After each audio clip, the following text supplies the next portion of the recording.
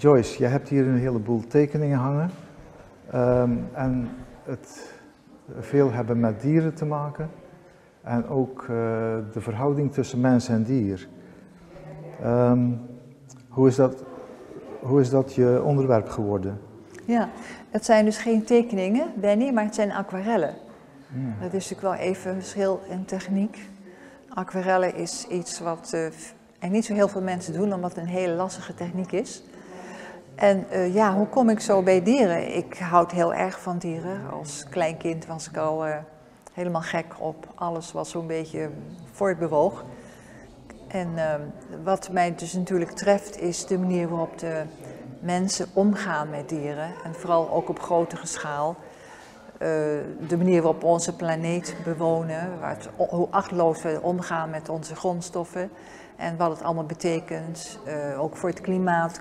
Bijvoorbeeld kun je mijn aquarellen zien. Zo'n ijsbeer op zo'n schot die in de zee drijft, omdat het ijs verdwijnt.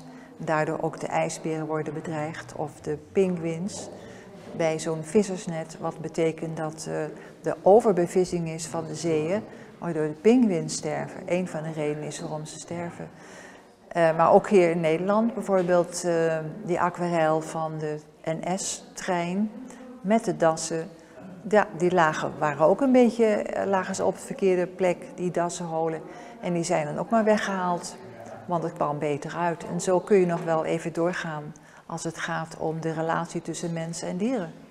Maar ik heb dus voornamelijk in Zuid- en Noord-Holland gewoond. En de grote steden, dus Utrecht, Amsterdam, Den Haag. Kleinere steden, Haarlem en dan steeds kleiner, tot ik hier in het buitengebied ben beland. Dus zeg maar Biervliet en IJsendijken. En dat komt omdat we eigenlijk een huis zochten met een grotere tuin. Dat is wel heel grappig, want toen ik dus ging verhuizen, toen was ik dus 71. En toen zei iedereen, oh je gaat zeker dus op een flatje wonen, want ja, ik had al een vrij grote tuin. Dat wordt veel te veel werk. En durfde ik eigenlijk niet te zeggen dat ik naar een tuin ging die 3 keer zo groot was.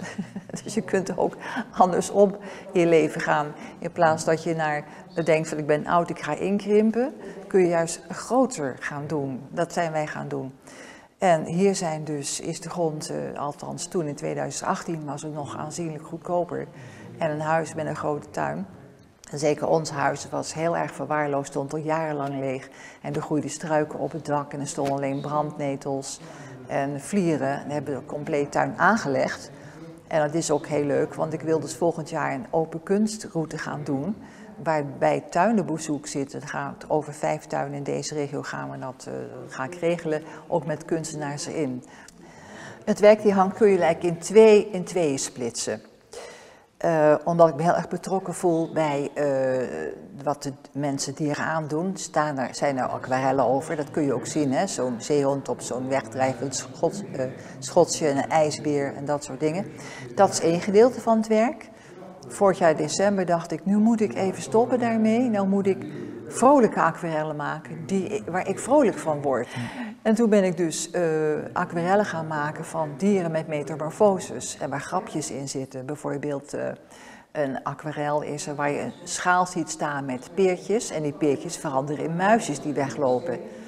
En er is een aquarel van borstels. Van die ruige borstels waarmee je dus vloer schrobt, die veranderen in egeltjes. Want het is ook een borstelig soort diertje.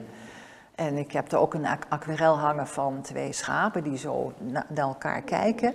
En dan ontbreekt er een stukje vacht, wol moet ik zeggen, en dan loopt een draadje naar boven en daar wordt dan een trui van gebreid die zo in de hemel hangt.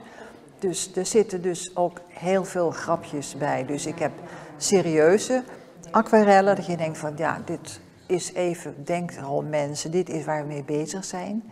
En ik heb een andere invalshoek die ook gewoon leuk is. Oké, ik hoorde gisteren bij de opening dat u en uw echtgenoot boeddhist zijn. Ja. Ja. Wat houdt dat voor u in? Dat je alle leven respecteert. Dus ben ik vegetariër.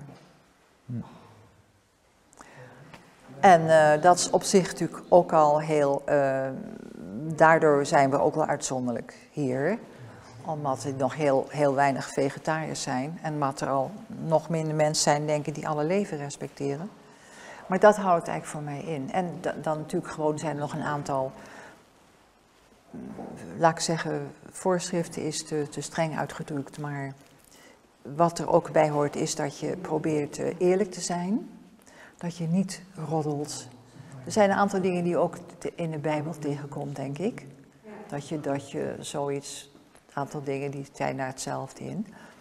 Maar het belangrijkste voor mij is dus dat je alle leven respecteert. Dat je ook beseft dat een mier of een lieveheersbeestje of een weet ik wat, die mogen er ook zijn. En dat je gewoon het respecteert, niet meteen bam, meteen dood of wegmaakt omdat het niet uitkomt of zo. Dus ja, boeddhisme is natuurlijk een leefwijze, hè? Waardoor je steeds bezig bent om dat ook te praktiseren.